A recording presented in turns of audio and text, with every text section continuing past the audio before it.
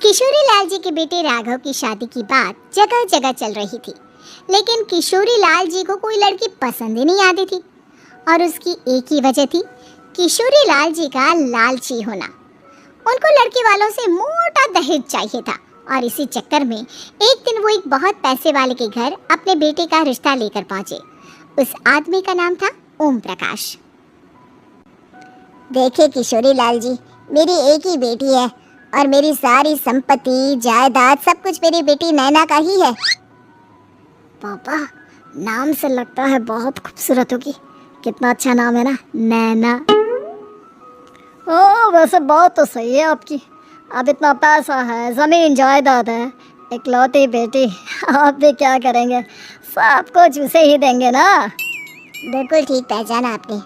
बस बेटी की शादी और सारी जायदाद उसके नाम। पापा, बिना देखे हाँ कर दीजिए ना। इतना अच्छा रिश्ता फिर कहाँ मिलेगा? माला माल हो जाएंगे हम। मैं अपनी बेटी को बुलाता हूँ। अरे नहीं नहीं नहीं नहीं, आपकी बेटी का नाम नैना है, सुनकर ही लगता है बहुत सुंदर होगी। रहने दीजिए अंकल, मैं तो आपकी बेटी के नाम से इतना खुश हो गया हूँ कि उसे बिना देखे शादी करने को तैयार हूँ। अब तो मैं उसका चेहरा सीधे शादी के बाद ही देखूंगा। और इस तरह राघव नैना का चेहरा नहीं देखता और उससे शादी कर लेता है। शादी के बाद अपनी सुहाग रात पर जब राघव नैना का घूंघट उठाकर देखता है तो नैना की आंखें बंद थी। कितनी खूबसूरत हो तुम नैना, जरा अपनी आंखें खोलकर मेरी तरफ देखो तो सही। नहीं, मुझे शर्म आती है। अरे, मैंने तुम्हें शादी से पहले भी नहीं देखा और अब अगर तुम आंखें खोलकर मुझे देखोगी भी नहीं तो मुझे अच्छा कैसे लगेगा? इससे पहले कि नैना अपनी आंखें खोलकर राघव की तरफ देखती, अचानक से लाइट चली गई और राघव नैना को पूरी तरह से देख भी नहीं पाया। अगली सुबह नैना राघव के लिए नाश्ता बनाकर लेकर आई। अरे ये क्या, आधा पराठा सेका हुआ है और आधा बिल्कुल कच्चा। ये तुमने क्या किया नैना? बहू, तुमने क्या आधा पराठा तवे से नीचे लटका कर रखा था जो आधा सेका है और आधा कच्चा? मुझे जितना दिखेगा उतना ही तो सीखूंगी ना पापा जी। जहाँ जहाँ मुझे नजर आ रहा था वहाँ मैंने सीख लिया, जहाँ जहाँ नहीं दिखा वहाँ कच्चा रह गया होगा। इसका क्या मतलब है? ये कैसा मजाक कर रही है तुम?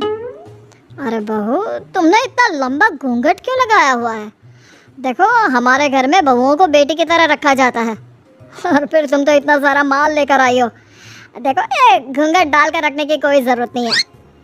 हाँ नैना, पापा जी ठीक कह रहे हैं, तुम तो आराम से रहो, अपना ही घर समझो। नैना अचानक से अपना घूंघट उठा लेती है। अरे ये क्या पापा, नैना की तो एक आंख फूटी हुई है। नाम से नैना, लेकिन ये तो कानी बहू निकली। मेरे साथ धोखा हुआ है, धोखा। बिना दिखाए अपनी कानी लड़की मेरे संग ब्याह दी। मुझे कानी बीवी नहीं चाहिए। मुझे अभी ओम प्रकाश जी से बात करनी पड़ेगी। आखिर उन्होंने मेरे साथ ऐसा किया क्यों? अरे, आप लोगों ने ही तो पापा से कहा था कि आप लोग शादी से पहले मुझे देखना नहीं चाहते। अब मेरे पापा पर क्यों इल्जाम लगा रहे हैं? अरे लेकिन उन्हें बताना तो चाहिए था ना कि तुम कानी हो, एक आंख से तुम्हें दिखाई नहीं देता। किशोरी लाल और राघव नाराज होकर ओम प्रकाश को अपने घर बुलाते हैं। पापा जी, ये आपने क्या किया? शादी से पहले बताया क्यों नहीं कि नैना की आंखों में परेशानी है? अरे, आप ही ने तो लड़की देखने से मना कर दिया था। और लेकिन आप बता तो सकते थे। आपको तो हमारी बेटी की प्रॉपर्टी चाहिए थी, वो भी पूरी की पूरी। अब क्या हुआ अगर उसे आधा दिखाई देता है? प्रॉपर्टी तो आपको पूरी मिल गई ना। और ये क्या बात हुई? मेरी शादी प्रॉपर्टी से नहीं, आपकी बेटी से हुई है। अब ये तो पहले सोचना चाहिए था, तब तो मेरी प्रॉपर्टी देखकर तुम्हारी जुबान लप लपा रही थी। लेकिन मैं कानी लड़की को अपनी बीवी बनाकर नहीं रख सकता। पापा, कुछ करिए ना आप। हाँ, करता हूँ। देखिए ओम प्रकाश जी, आप हमारे साथ ऐसा नहीं कर सकते। और तुम देखो, अगर तुमने मेरी बेटी से शादी तोड़ी ना तो जो भी प्रॉपर्टी मैंने तुम्हें दी है वो तो पूरी की पूरी वापस ले ही लूँगा, और आधी प्रॉपर्टी तुम्हारी भी लूँगा। अरे मेरी आधी प्रॉपर्टी भला क्यों लेंगे आप? इसलिए क्योंकि मेरी बेटी को आधा नजर आता है और उसकी नजर अभी तक तुम्हारी आधी जायदाद पर ही पड़ी है। अब तुम उसे घर से निकालोगे तो कुछ तो लेकर जाएगी ना। और अगर हम आपकी बेटी को अपने घर की बहू बनाकर रखे तो? तो तुम्हारी पूरी प्रॉपर्टी तुम्हारी ही रहेगी, और जो मैंने तुम्हें दिया है ना उसमें से बस मैं आधा लेकर जाऊंगा।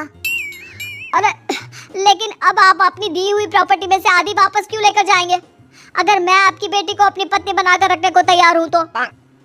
इसलिए ताकि भविष्य में अगर तुम मेरी बेटी को धोखा दो तो उसके पास कुछ तो रहे जो पति का हो। वैसे मेरे पास तो बहुत कुछ है, लेकिन अपने पति की कोई निशानी तो उसके पास होनी चाहिए ना। अब अगर तुमने मेरी बेटी को कहानी कहा तो तुम्हें प्रॉपर्टी भी कहानी ही मिलेगी, पूरी नहीं। जमाए राजा। किशोरी लाल और राघव समझ चुके थे कि वो बुरी तरह फंस चुके हैं और अब उनके पास वहां से निकलने का कोई चारा नहीं है। अब समझ में आया ना, लालच बुरी बला होती है। एक तो तुम्हें प्रॉपर्टी मिली, ऊपर से बीवी मिली, उसमें तुम्हें नखरे भी दिखाने हैं। आए बड़े, चुपचाप बैठो दोनों। कुछ दिनों के बाद नैना राघव की कार लेकर बाजार घूमने निकलती है और जब कार लेकर वापस आती है, ये क्या?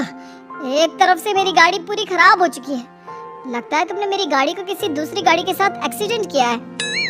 अरे अरे कितना बड़ा नुकसान कर दिया तुमने बहू। वो क्या है ना पापा जी, मुझे एक आंख से दिखाई नहीं दे रहा था, सामने से गाड़ी आ रही थी। मुझे तो सिर्फ आधा ही दिखाई दिया और वो गाड़ी मेरी कार से रगड़ते हुए निकल गई। अब मैं क्या करूं बताओ? आप इसे ठीक कराने के पैसे कौन देगा? तुम्हारे पापा? तुमने मुझसे इस तरह से बात की? अभी रुको। नैना राघव की शिकायत ओम प्रकाश को कर देती है। देखो राघव, अब जो मेरी आधी प्रॉपर्टी तुम्हारे पास थी ना, उसमें से आधी और मैं लेकर जाऊंगा, क्योंकि तुमने मेरी बेटी को डांटा। अरे नहीं नहीं पापा जी, गलती हो गई, माफ कर दो। गलती की तो कोई गुंजाइश ही नहीं। अगली बार मेरी बेटी को डांटा तो बची हुई आधी में से आधी और ले जाऊंगा। लालच के चक्कर में हम दोनों ने बहुत बड़ी गलती कर दी बेटा। एक तो तुम्हें कानी बहू मिली और ऊपर से जो माल मिला वो भी काना। इस तरह राघव की हर एक गलती पर ओम प्रकाश उसकी प्रॉपर्टी का आधा आधा हिस्सा लेकर अपना सारा माल वापस ले गया और राघव को कानी बीवी से काम चलाना पड़ा। भाई लालच वाकई में बुरी